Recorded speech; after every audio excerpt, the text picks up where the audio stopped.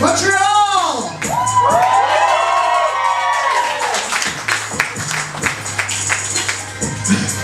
We are here to celebrate Montreal, right? Who here is from Copenhagen? Yeah! La Salle? Okay. The Mile End? Yeah! Yeah, you're the reason why it's gentrifying. Stop raising the rent!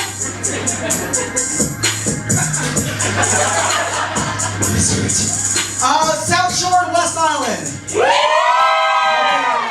Get out of here. We don't want to hear you. We're causing traffic. Take the 720, go to the 15, and go to Carrefour Laval, okay? Guys, listen.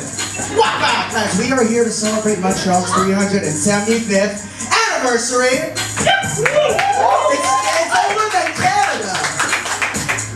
It's older than Canada. And as a special guest, guys, I got someone here with me tonight. You guys know Jim Carrey? No, seriously, you guys know Jim Carrey? Okay. He's in the festival too. Along? Thank you.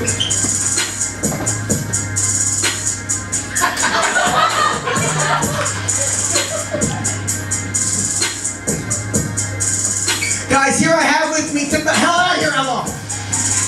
Guys, here I have with me Jacques DJ, the first mayor of Montreal! You know how hard was it for me to get this guy? I had to like break open a window and I had to... This guy means so much to me, Jacques DJ, and that's why I made a song. You guys want to hear that rap? Yeah! To the ladies over there fighting that seat, you guys want to hear me rap? This is a rap song about Jacques DJ. Pump it up, Kyle, Amy, alright.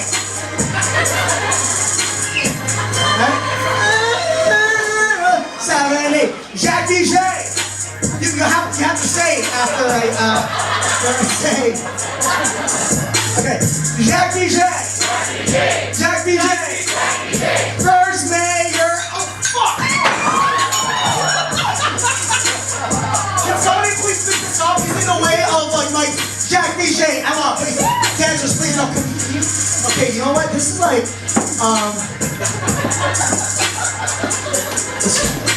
okay, let's just stop.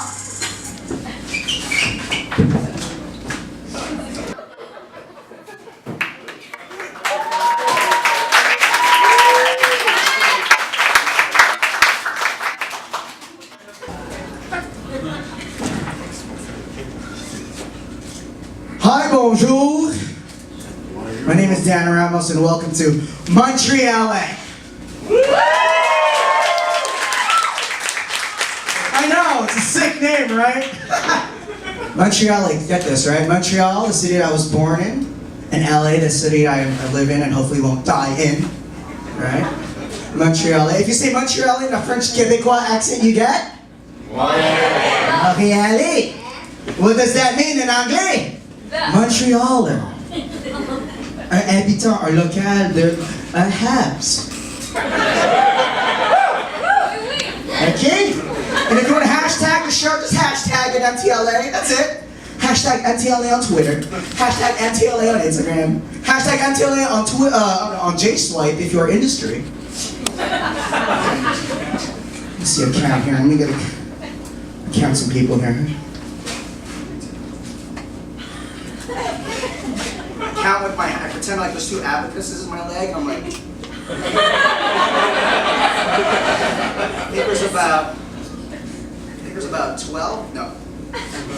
Yeah, there's about 8 people here. See you guys looking at me. Judging me, huh? It's probably this guy over here. What's your name? Mark. Mark. Mark! Mark's probably synced himself, you know. I don't know if Dan Rams can do 60 minutes of pure comedic material. I mean, he's already done about 3.5 minutes of really funny stuff. I don't see Dan challenge himself as a comic and as a performer to maybe give us something that we've never seen in a Just the Last Decibel before. Can you do that, Ben? Can you please do it? Yes, I can, Mark! Here. Now, guys, you guys ready to start the show? I can't hear you. All right, leave. Can we get the lights up? Just play the ending music.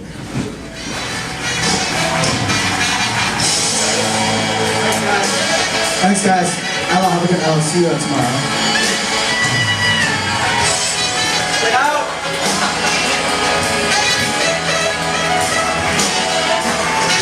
Get out.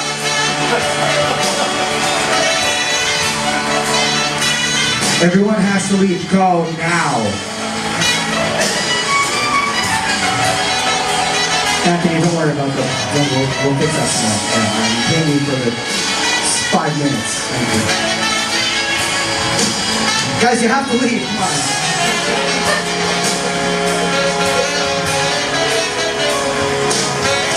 Just leave. I'll see you guys at home, okay?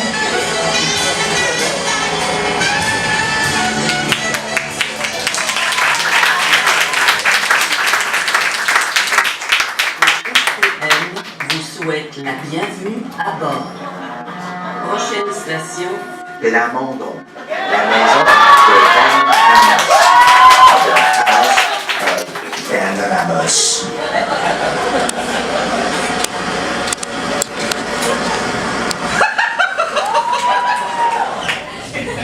Ah, Montreal, my hometown. Golden Edge, everyone. Ever since I was a little Filipino boy growing up here, I always knew that I was a troublemaker. A problem child, if you will, you know? I was making fun of everyone, laughing in the corner. Ever since day one, I remember my mom, je me souviens. I remember the day was September 24, 1983 at the St. Mary's Hospital. I was born. Suis né là. You know, my mom said, Dan, you're a troublemaker. You know when they were wheeling me into the pregnancy ward? Yeah? You just popped out. What? Were you in the room? No. In the hallway. I'm like, we didn't have to pay for that room? Damn. Even at a young age, I wanted to leave my mom.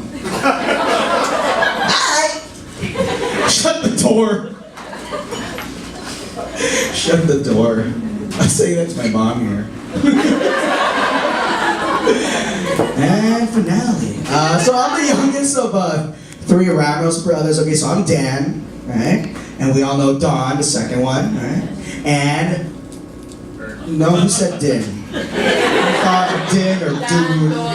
Yeah, Din. Yeah, no, it's Ernie. That's right, Ernesto Jr. Okay. So my dad was Ernesto Sr. and my mom is Lisa, and that's the Ramos family. Now, what? Oh.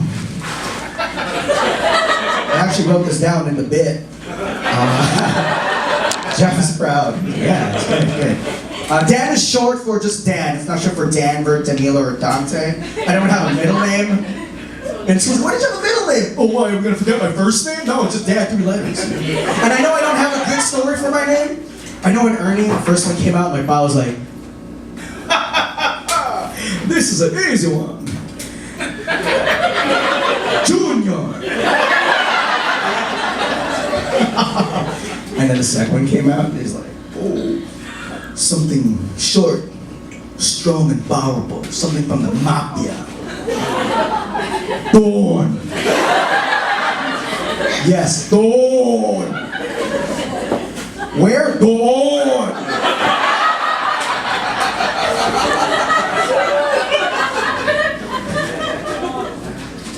And then I came out, you know, and my dad's like, what's this gremlin? What's this Harold? Punk, like, well, we can't name him Junior. I also like Dawn. That's a good name, Dawn. We can't use it. Dawn's good. Oh, sorry, Dan on this. Dawn's good. D-O-N-A.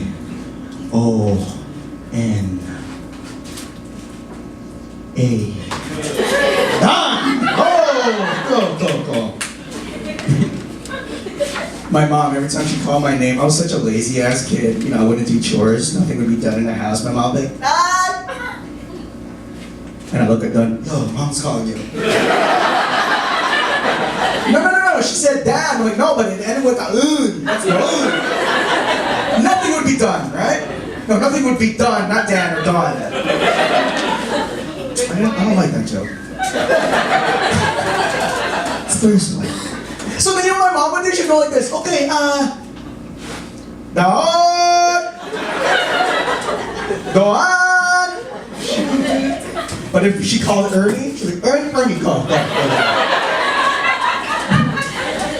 My mom and dad are Filipinos, right?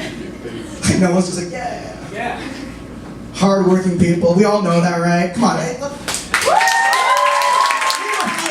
Who hasn't suffered or worked hard their entire lives, you know? That's what they told us, you know, ever since we were a young kid, you know, just like you. Small little bata.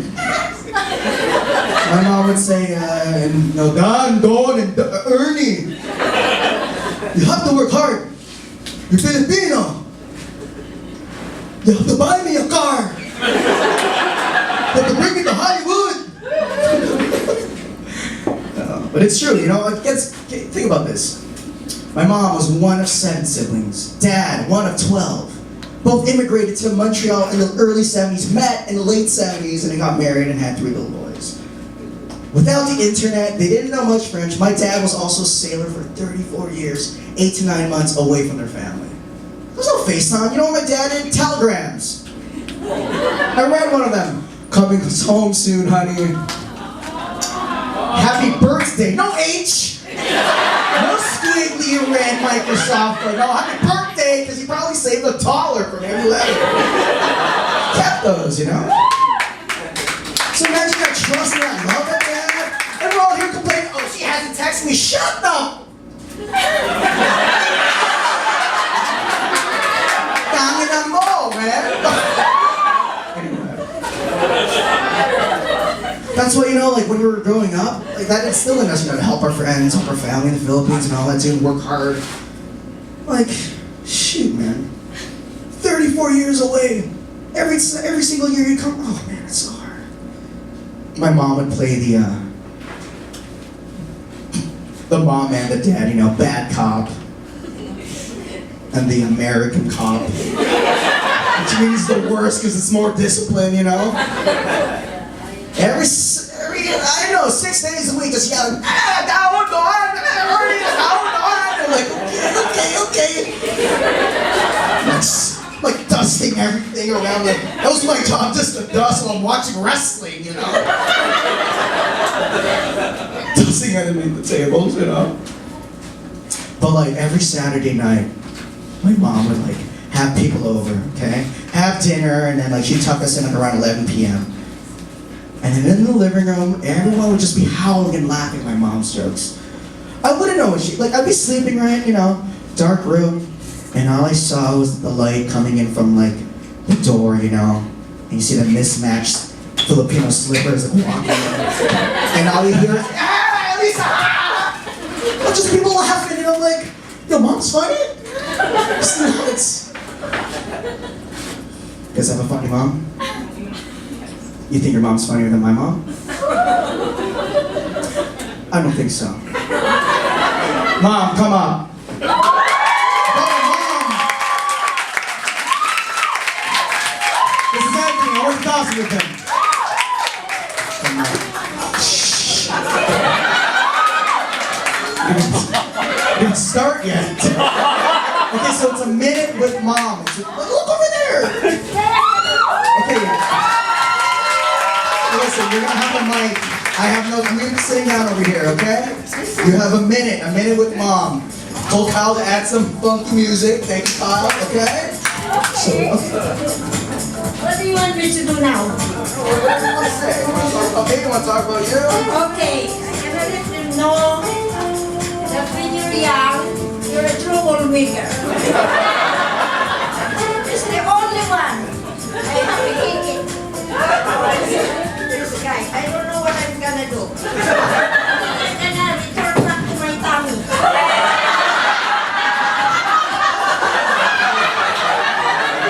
Because when they get up, because every good is in the very wrong, they come up right away. And it's here like a broom. And everybody said, what kind of baby is this? It sounds like a broom. I didn't know that you're gonna return like this.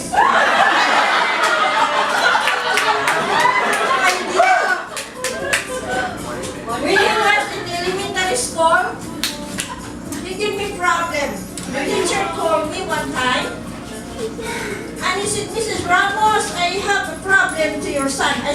one. Number 3.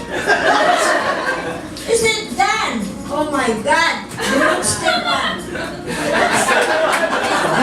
So I went there. I said, what is the problem? He said, Dan is making fun with their classmate. The classmate didn't pay attention to me. I put him in the front and he's still doing it. Put it in the back and still doing it. Okay, we're gonna solve the problem right now. Bring it here in the front of me. You know, in the unit there's a big window there down. Big bay windows. Yeah. And then I said, okay, put him in the middle. He was in the middle, and I'm here and the teacher. I said, okay, Dad, did you see that big window there? There's the window there. There's the window here. And he said, yes, Mom. I see that big window. Okay. I said to the teacher, if he will not follow you and he will not obey you, throw him out the big window.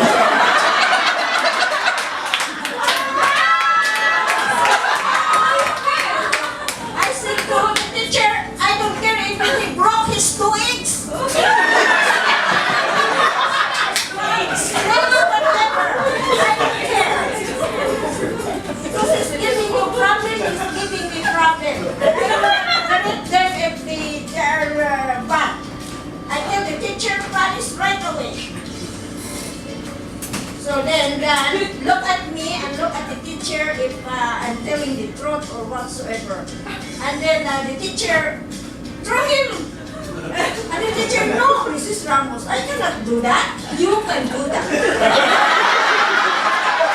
He give you problem, he give me problem. We're gonna solve the problem right now.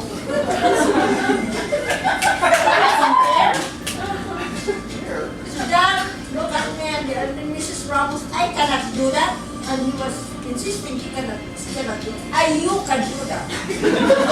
This is giving us problem, you and me, we're gonna solve the problem right now. And then the teacher, I blinked my eyes because the teacher was saying, I cannot do that, Mrs. Ramos.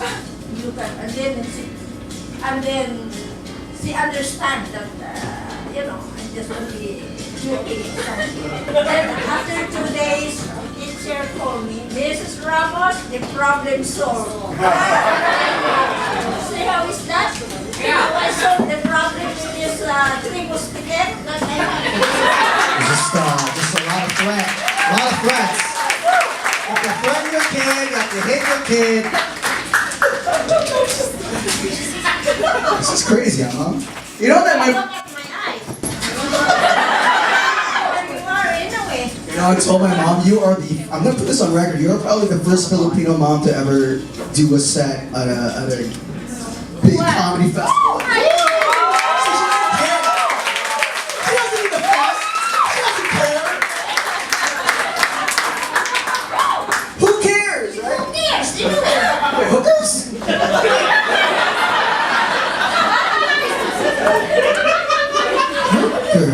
Where are the hookers now? They're everywhere. No. Well, I think that was more than a minute, Mom, but That's okay now. yeah. I give you time now. Okay, Mom, thank you.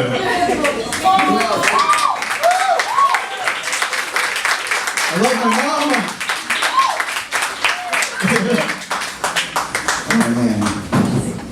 So I go to Wager High School. You guys know what that is? Wager? It's an English school board, like high school that nobody cares about.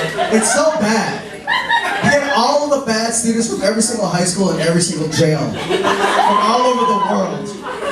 You know, there's a study that said a Wager was rated highest with the amount of desks thrown at teachers' heads.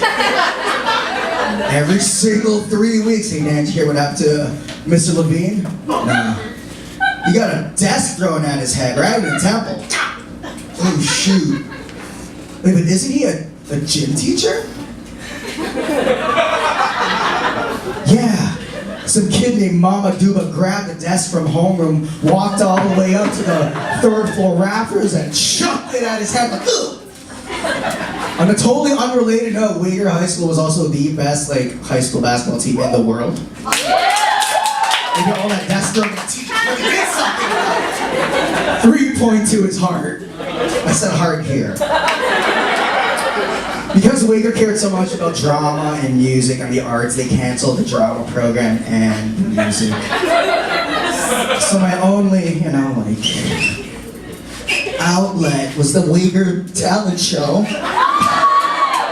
Nobody was impressed with that move, right? No. Like, shredding my stuff and, looked like a fool, but it was fun, I was like, you know what, I think I can make people laugh.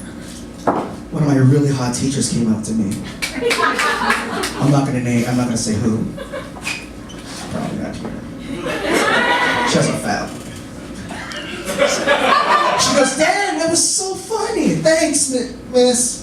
Yeah, I pissed my pants a little. Excuse me, where? Oh, row 4, B2. See those spots? Oh, okay. Yeah, I'll see you on Monday, Dan. Cool. And that was like the moment I realized that I became a man.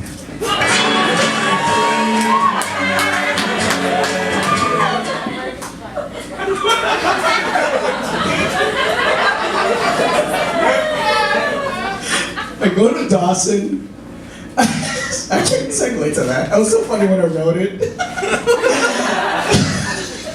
Hold the mic at the penis as the song goes.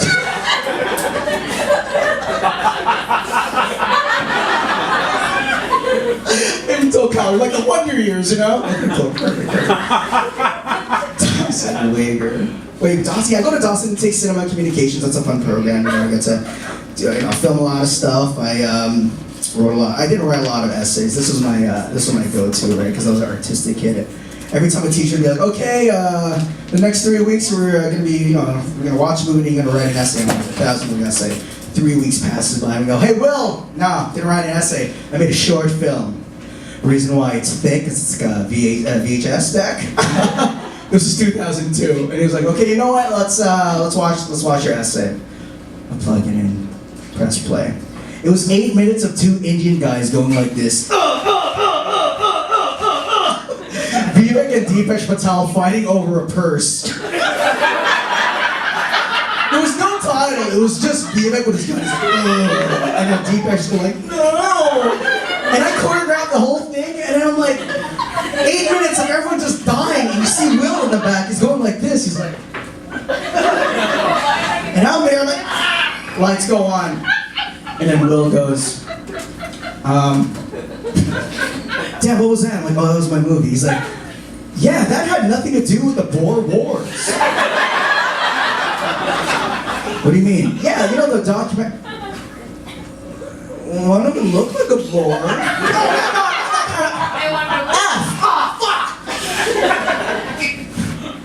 While in Montreal, I started my comedy career because of that. I would host like certain Filipino events, weddings, numerous people here, variety shows and stuff. I thought my life was going to be here in Montreal. Comedy, schooling, graduate from Dawson, get a letter from Concordia, open it up. Yeah, Mom, laugh it up, Mom. Laugh it up, Mama!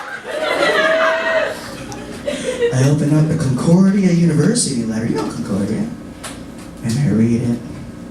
And I realized in that moment that all my hopes and dreams and aspirations of living in Montreal is slowly crumbling down like the fucking Jacques Cartier Bridge! I didn't get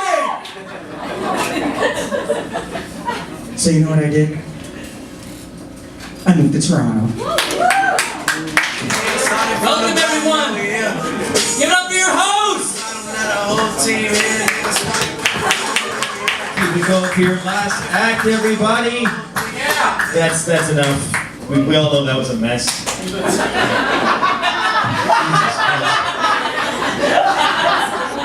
Right now for a palate cleanser, Toronto.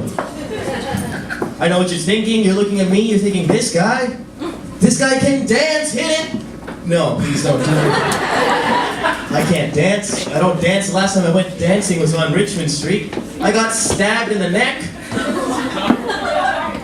with an EpiPen. I thought I was having some sort of allergy-based seizure. Guess I'm allergic to the rhythm.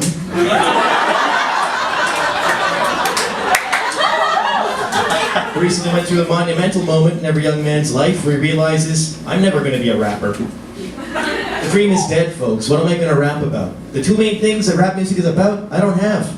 Money and a big dick. I don't have any money. I'm 23. I go to U Toronto. I only did this show so I didn't have to pay to get in. I don't have a big dick. I'm brown. We don't have the same stereotypes and stigmas. People literally say once you go black, you don't come back. It's horribly stereotypical, but it's good PR. It sounds a lot better than once you go brown, your self-esteem goes down. Thank you very much. Now coming on stage, we have a wonderful young man, and you can guess based on how little I know about him, but I've never met him before. He's not from here. Give it up for Don Rankos, everybody!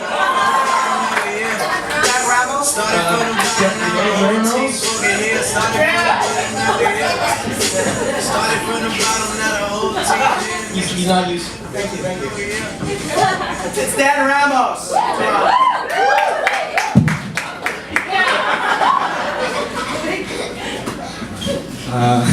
Hi Toronto. Montreal. Technically, it's been a bit, okay? Start the journey, live with it, okay? I want to be in reality now! That's funny. You guys ever fell in love? You guys remember your first love? No one knows, no one remembers their first love. Like, I've never felt ever in my life. I don't want to feel! It looked good here with the light too. I remember my first love. Her name was Wendy and I met her in the 3rd grade. And at the time I call back, see? At the time I didn't know how to flirt with her. You know, I look at her in class like this, like, and she laughed exactly like that.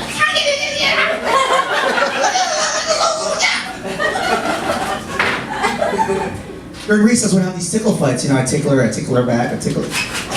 Stop it. It was actually me saying stop it, not her. And then back in the classroom, she would pass me these little love notes, you know. Oh, I like you. What? Oh, it's a skirt. Oh my God, it's a picture of me underneath the tree with the cactus on. What? Pick a number? Okay. 4? Color? Rouge.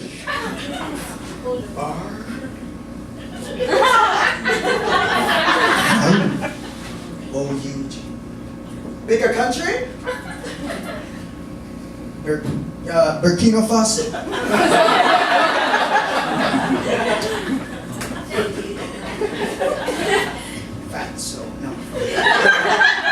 Bikini, no. Oh my God, it's number 3, my favorite number. And after like the 20th note, Mont Scarlet in my heart, just told me to do the right thing. And so I called her up to my desk, you know. I was like, psst, Wendy, get over here. She comes running in, you know. She was a little bit big. She was like, she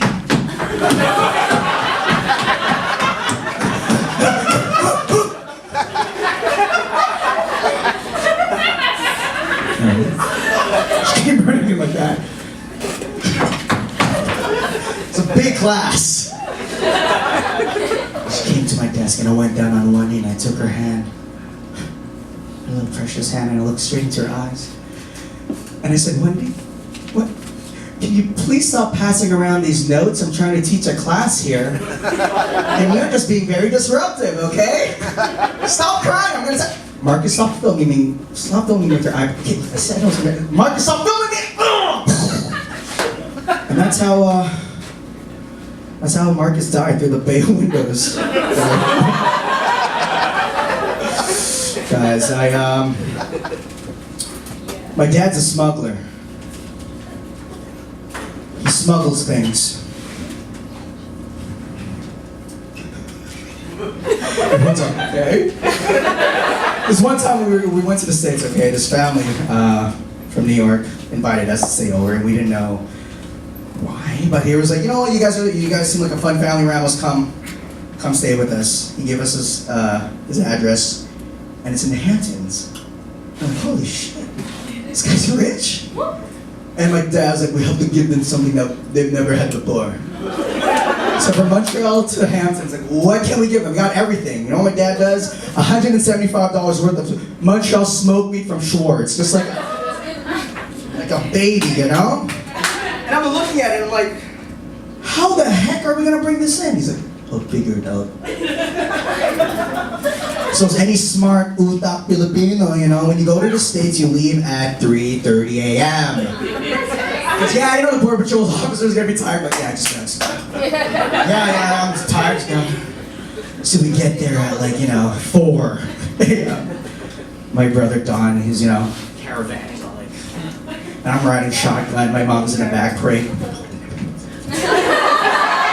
For those who don't know what the rosary is, and my dad's just in the back with his hat, like.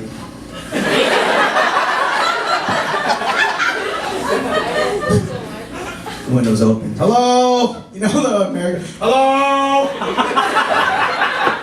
Hello? Have you met my daughter? That's a funny comment.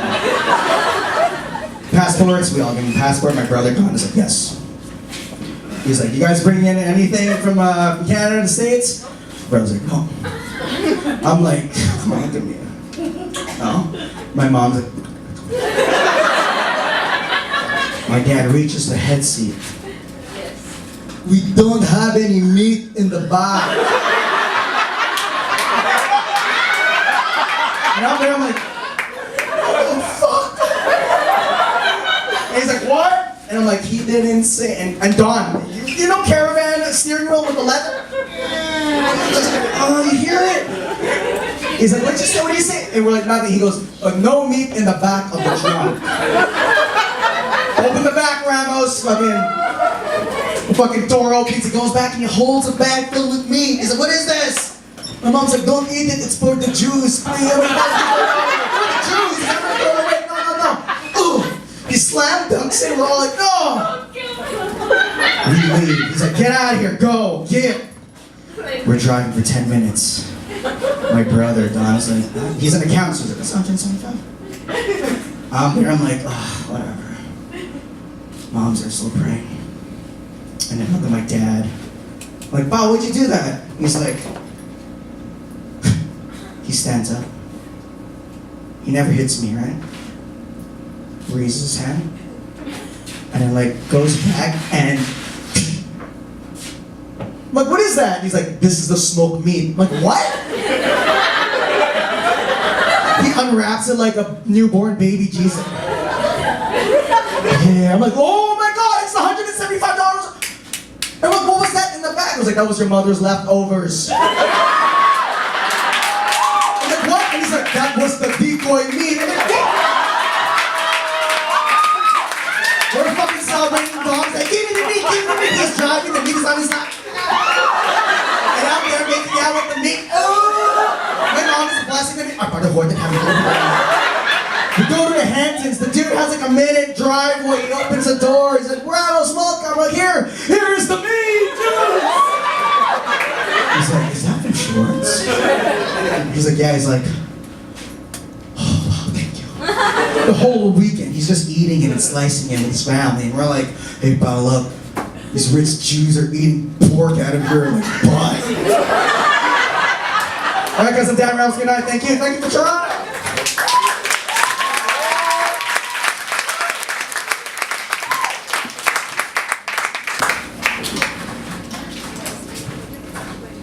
That guy. Weird Al Yankovich. It's Weird Al Yankovich's daughter. So moving to Toronto school. I go to Ryerson University, big ups. They, some do media and all that too. I lived in the garage for no, that's another guy. I lived in a kitchen in Toronto. You guys ever woke up to birds flapping in the morning? And what else? Because it was a kitchen, there was an oven there. So if it was cold, I just, preheat it to 475. Got a nice glow, And because there was a sink there, I did, number 1, number 2, and number 4. You figure it out. I did my toes glow every... What was that? Back no what?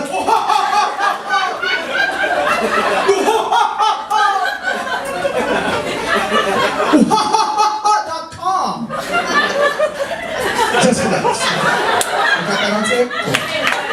Improv 101 at the MontreaL.A Improv. So I get into comedy in Toronto and all of a sudden acting.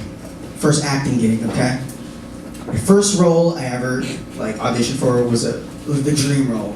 Filipino karaoke singer.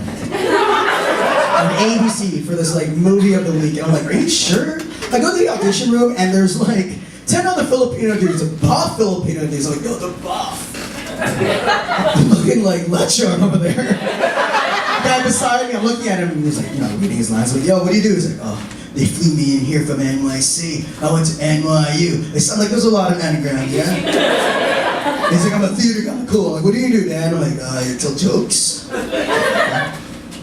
I go into the room, already in character, right? For the whole week, I study my uncles karaoke. And then there's 3 people behind the desk. And then the first thing they asked me if I was green. In the industry, if you're green, that means this is your first time. But because I was in character, and because I was so nervous, all I heard, so when they asked me, hey Dad, are you green? I heard, are you Korean? I'm like, what? Are you Korean? No, I'm not Korean. I'm Filipino! Okay. This is your first time? Oh! Okay. Alright, so I do a rendition of Whoop, There It Is. Whoop, there it is. Being back again, checking the record, and let's begin. I just for a minute. Memorize a minute, and they're laughing, they're like, all 3 of them look like me, looking like that, laughing, and then one of them stands up. They're like, stop. You gotta stop it. You can't do that. I'm like, why? Is it too bad? He's like, that's still funny, but this movie's about 9/11.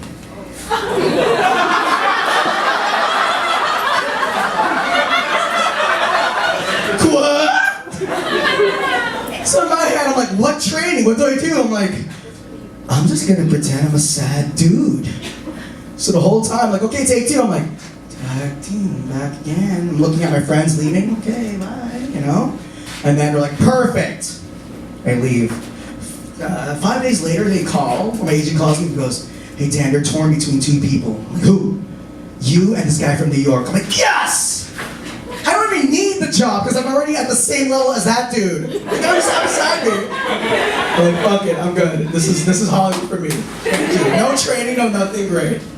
2 days later, like, you got the job. I'm like, fuck yeah. You know what they did? I go over there and I'm like, okay, where's my seat? Seat now, here's your trailer. Huh?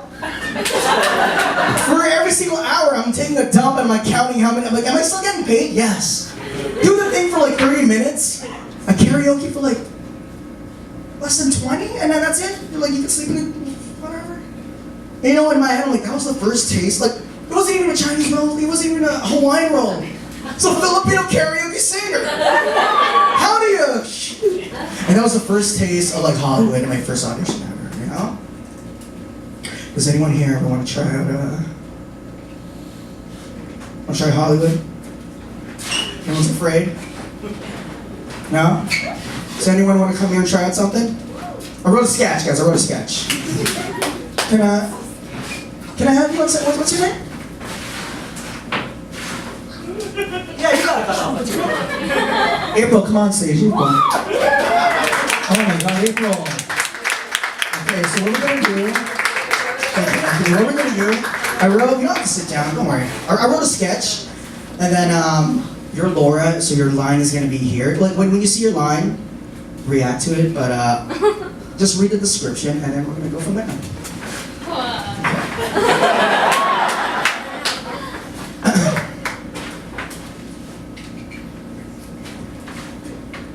Yeah, you can read the description. Okay. Yeah. Okay. Oh, sorry. I'll just read it. Dan and Laura are having a lovely time together in the kitchen. Laura is sitting down sipping her tea, and Dan is walking around looking for something, so that's me. She was.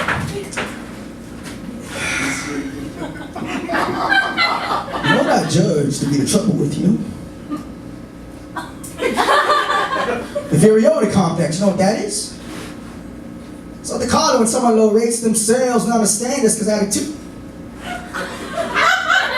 Although my case was not so aggravated as yours seems to be.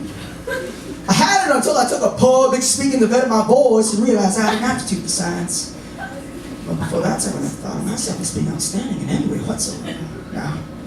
Now, I never made a real study of it, but I have a couple of friends who says I can analyze people better than those doctors or made a profession out of it. Now, I don't claim that to be true, but a shit can't judge a person's psychology, though. Excuse me 1 second.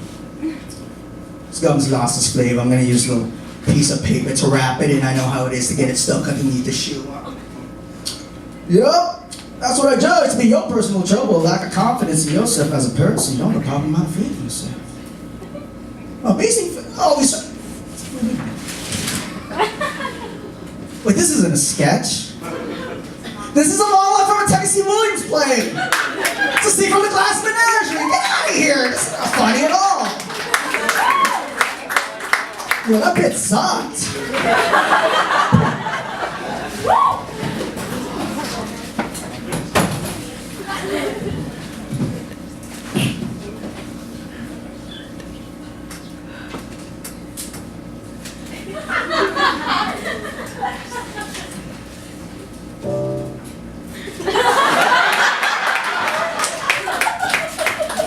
I moved to New York.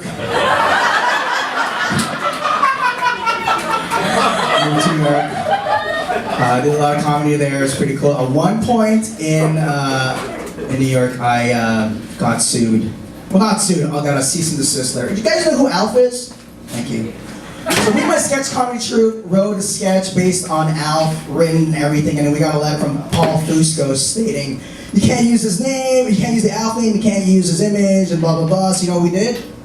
We changed Alf into Ralph. So for an hour, everyone who came there to watch Alf were so confused. They're like, Ralph? I was dating someone there at the time, she was a Ukrainian woman, and she thought she was watching a stand-up show. She was like, oh, it's Ralph. And it was a guy with a suit and sombrero and sunglasses, who I thought, oh my God, that must be one of the lawyers. You know, so the whole time we're saying Ralph, we're looking at him, you know, making sure he doesn't say anything. Someone said Alf, and we're like, no, Ralph, right? Okay. The show ends, and then we go up to him, sombrero and glasses, like, yo, dude, thanks for coming out to the show. Are you one of Alf's lawyers? I was like, no, I'm just a fan of Alf. Oh, shit. Thanks, dude. Oh, what about the sombrero? Oh, I'm just a fan of sombreros. Oh, great. Alf story done, now I get sued. Out of sheer luck, I also get hired at AOL, right, as a video producer. So I wasn't like doing as much stand-up comedy, but I was working for MontreaL.A. Thomas. You guys know MontreaL Thomas? MontreaL Thomas played Rachel's mom in Friends. She's Phil Donahue wife, and also Danny Thomas's daughter. I don't want to feel like some old dude in the industry. Danny Thomas's daughter. So for 9 months, I was working for her. You know, everything was cool. I had a real job, and it was like a dream. You know, I worked hard, Filipino-Canadian with papers in the States. That's the main. That's the main thing. You know, the papers. Get up to the papers. So I go from like a regular visa, and then 7 months later, at AOL, they go, hey, green card. I was like, what? This is amazing! And you know what happens 2 months later after that? Laid off. Yep. Show canceled. Get the F out. And I was like, you know what? I'm gonna go to LA. And that's what I did. I shipped 4 of my boxes, $800 in total, uninsured, to a garage. Lived in a garage for 4 months. You guys ever lived in a garage for your dreams?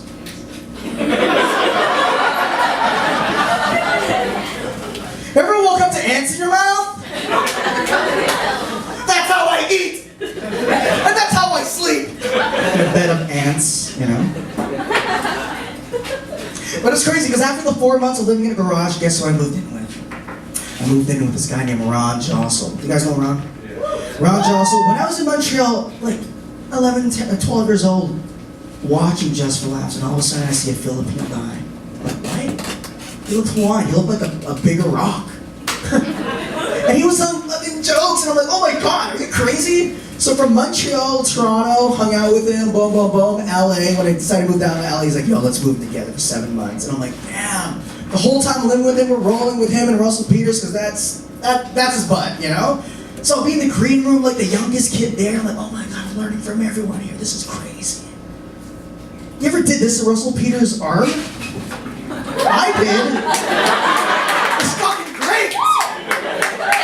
You ever stole his shoes? Oh man, and smell them? Before the show? Telling everyone to leave?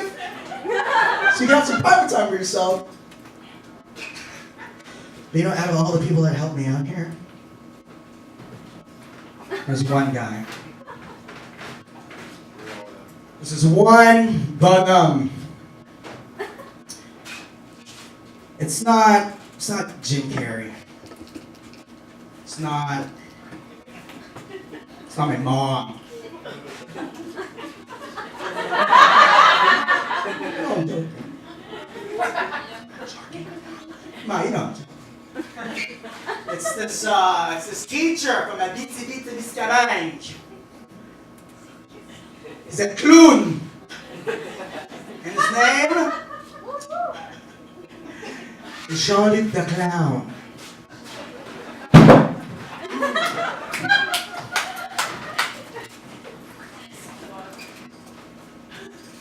Welcome to Funny 101, where we will have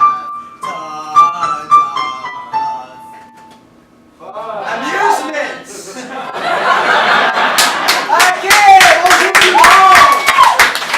welcome to Funny 101. My name is Jean-Luc Clown, and in this class I will teach you how to go from a funny level 101 to funny level LOL, huh? A laugh out the language.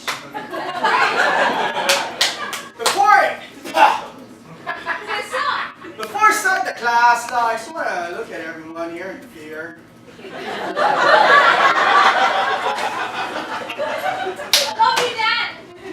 En français, please. Before I start the class, I want to tell you a petite histoire de vie, okay? I was born at a petit. Ne riez pas. Madame, ne riez pas. I was born in a petit Miscaman at a very young age. When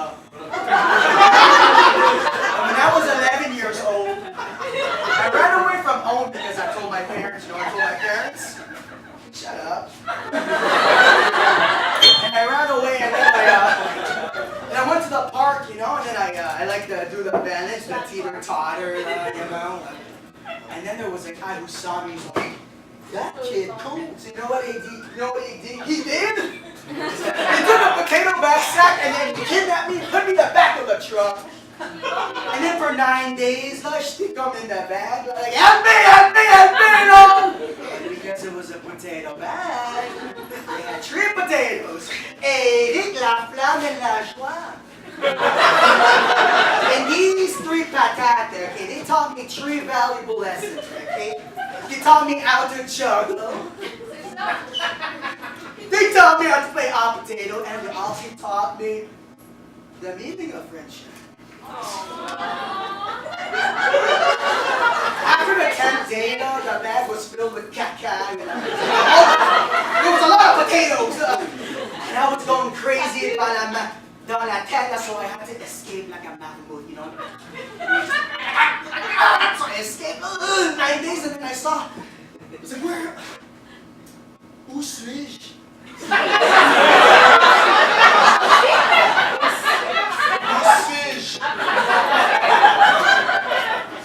Yeah, there's Serge. There's a monkey there with a top hat. There was an elephant with the and then I saw the big fake sign.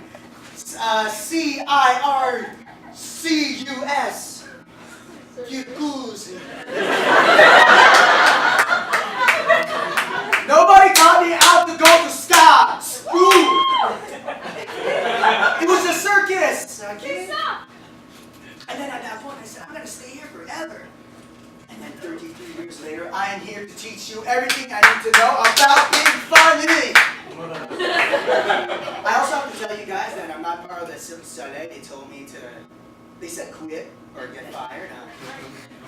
They saw me having relations with some of the co-workers there, you know. They were like, hey, you can't, Dan, Jean-Luc! Jean-Luc, you can't do that! What? You can't do that to the monkey! You can't do that to the elephant! And you can't do that to the bearded lady! Jean-Luc! Why not the bearded lady? She's a beautiful lady. Well, because the bearded lady is my dead wife. So I quit. Any questions? Okay, the first rule of being funny, you need to warm up your body and soul. Okay, this part of that class, I want everyone here to pick a letter of the alphabet. Okay. L. D.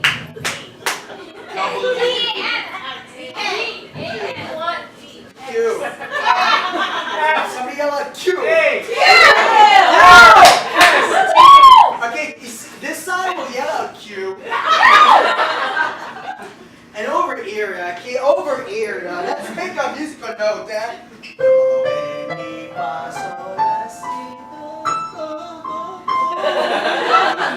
A musical note, please. Do, re, mi, fa, sol, la, si. Vous savez pas? Vous savez pas? Ton nom, monsieur? Ton nom, monsieur? Roger. Roger. Fa. And what letter? Yes, when I point, you yell out and you yell. Okay, here we go. Q. Fa. Q. Fa. Q. Fa. Q. Fa. Q. Fuck you! Fuck you! Fuck you!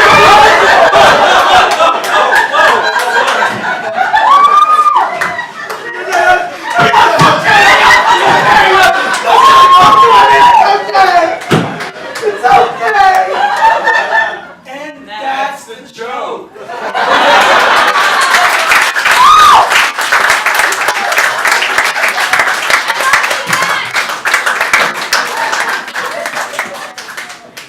Well done. Well done. Very well. Rule number 2, everyone has a funny in them. It's up to you to discover where it is. Can somebody, Kajar, what did you eat this morning? Angles. And go over there. That's the funny.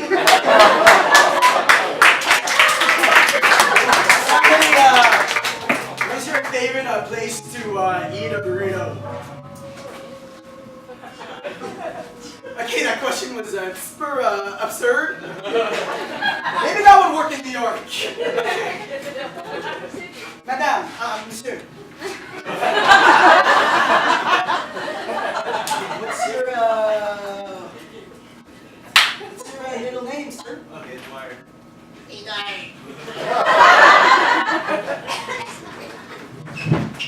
Precious Station, Edward Bolton. Venus.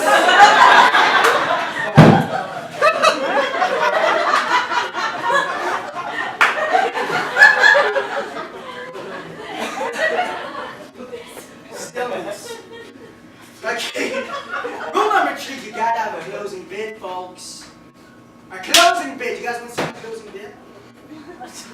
Oh. You? Ça va être 1 heure comme ça.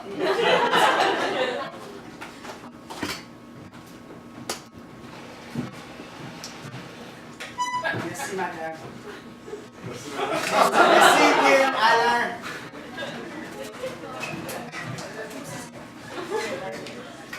Qu'est-ce que lui, là? Ok, tout le monde, n'aie pas peur.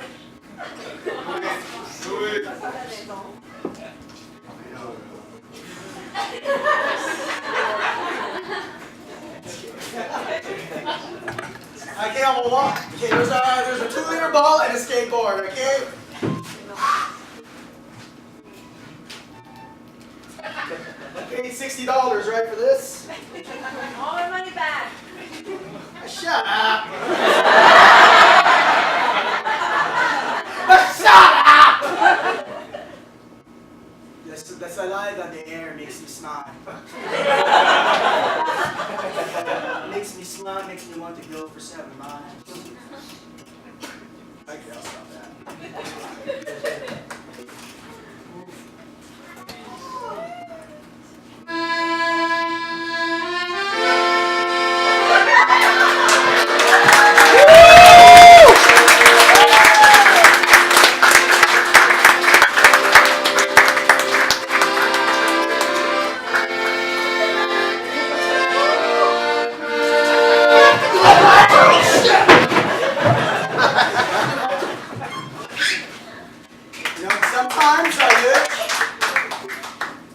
Sometimes a lick doesn't have all the lick.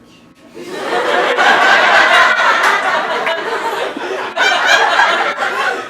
au revoir, I'm Jean-Luc Leclerc, good night, everyone.